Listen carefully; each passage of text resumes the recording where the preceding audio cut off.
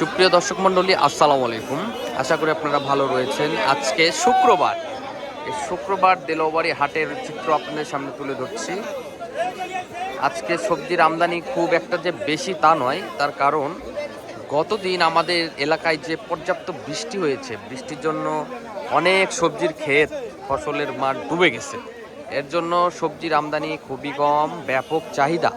যারা ক্রেতা রয়েছে, খুচরা বিক্রেতা, তারা কিন্তু হুড়োহুড়ি করে সবজি কিনছে।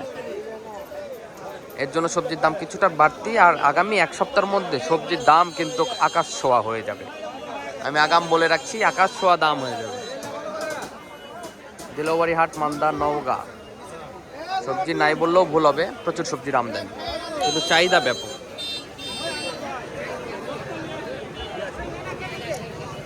প্রতিদিনের ন্যায় দিলওয়ারি হাট প্রতিদিন এভাবেই সবজি কেনা বেচা হয়ে থাকে, শত শত মন।